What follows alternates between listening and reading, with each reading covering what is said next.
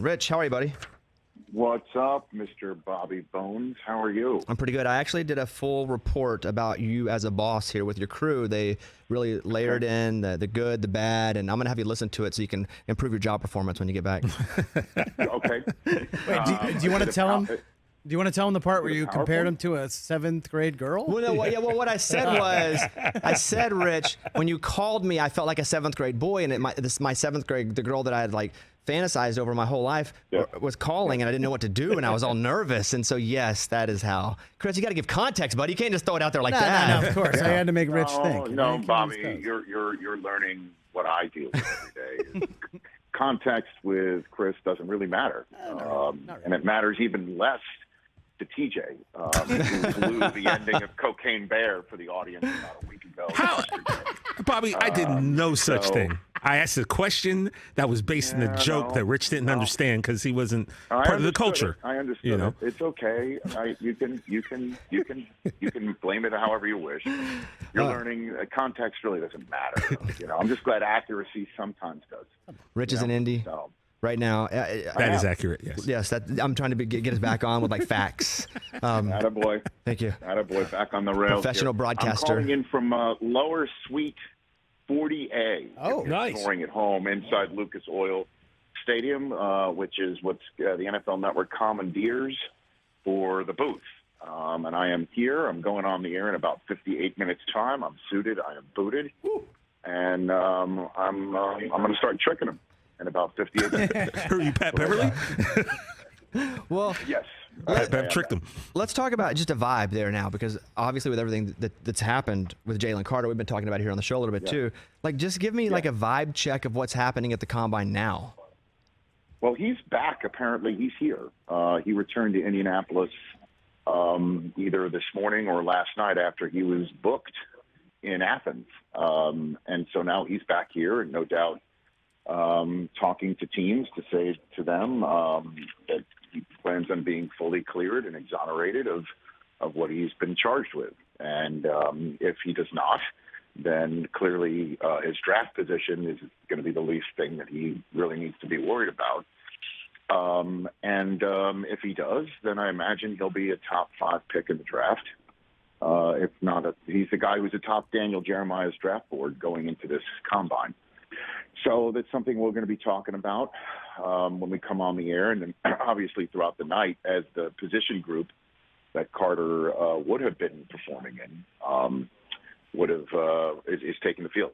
So, and these guys they get bigger, stronger, faster every year. Last year, when Jordan Davis ran a faster 40 than Patrick Mahomes did here at the Combine, that is what we call a wow moment. It's just getting more and more insane having guys get bigger and faster every year. I was talking about Will Anderson earlier, and if I were Will, I wouldn't work out, because, what does he have to gain versus what he has to lose? But from what I know, Will Anderson is going to work out.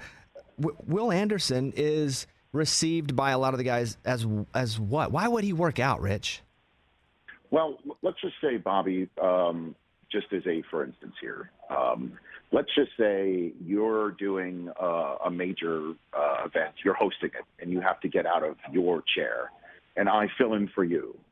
And then I counsel a star of the event that you're getting out of the chair for to not appear. How do you think you would feel, Bobby? You're now pointing out that Will Anderson shouldn't work out here. How should I handle that? Because if he doesn't work out tonight, you might as well put a test pattern up on this. You know what I'm saying? You're being very selfish with your answer. What if I went on your show and did that to you? My only point was your chair. What if I did that? He just is and now you've met Rich. He's so awesome. If I were so awesome at anything, I would do nothing except what I had to do. And that's what with Will Anderson. I hear you. And he could let his tape dominating the SEC speak for itself. But that's the beautiful thing about this event is there is a certain level of competition. And the television cameras, I think, have enhanced it in the years that I have been here. Charles Davis, who's part of our broadcast team, was telling the story last night of when he was on the field. Calvin Johnson was working out here, fresh off of Georgia Tech, had no intention of running gave his shoes away because he had no intention of running, and then got on the field and asked Charles, what are those lights for? What are the lights for? And he's like, that's television. He goes, this is being televised. Now, this is, again, back the early days of the Combine when people were not aware that we were televising it.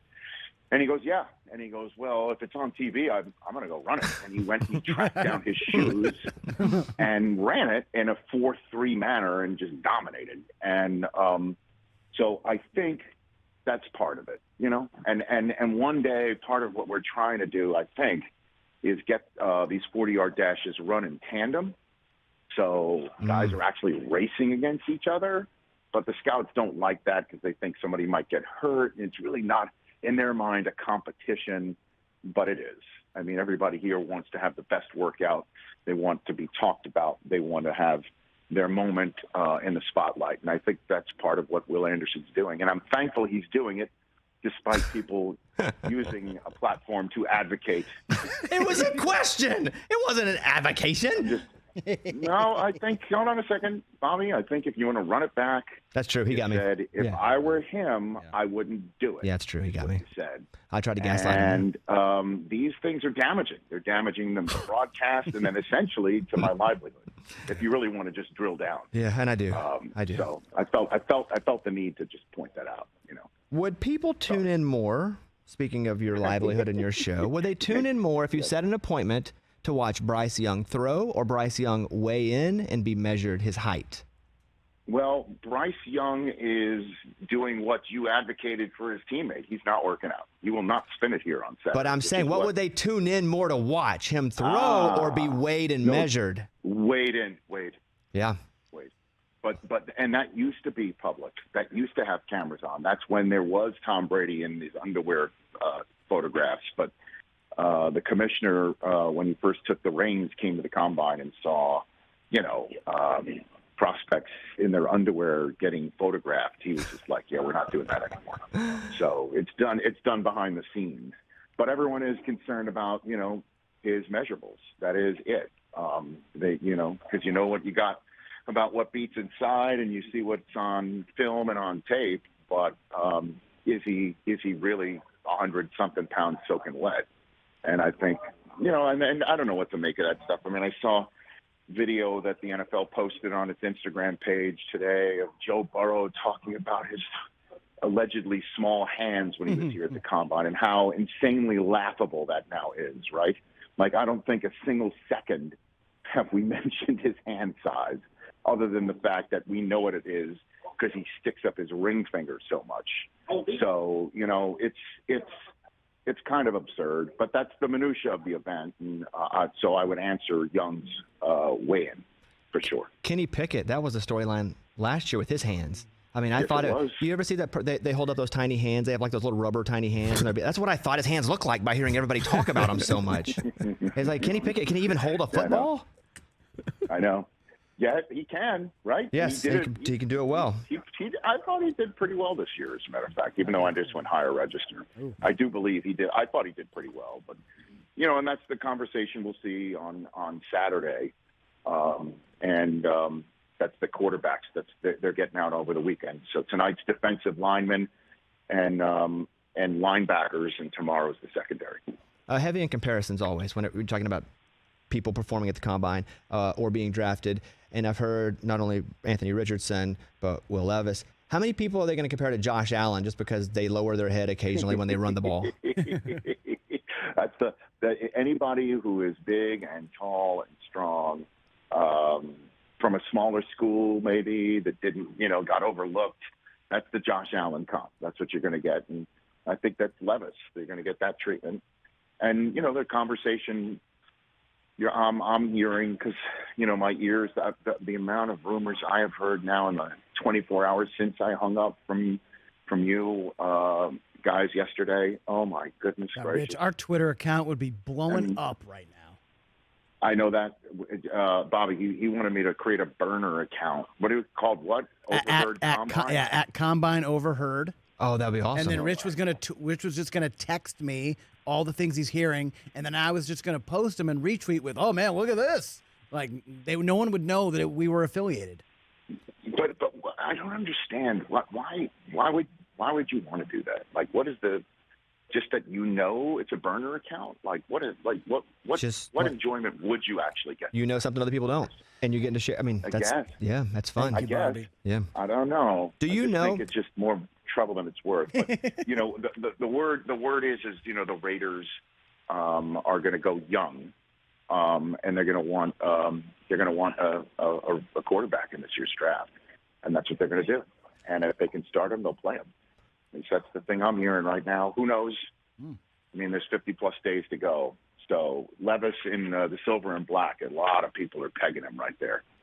For sure. Your boots on the ground, and you know a lot of people, and you're cool. So I'm sure you know a lot of things you can't actually say. So you don't have to say what it is, but do you know a couple things that's stored up there that you're like, if I could only say it, it would just totally, absolutely pull the, you know it. It's like when you pull the curtain off a statue, and you're like, wow, he probably knows things he can't say right now. True or false? True or false? Of course. True. Yeah. Fact. Yeah. Hashtag. What's it rhyme with? Fact. Yeah. What's it rhyme Sounds like what?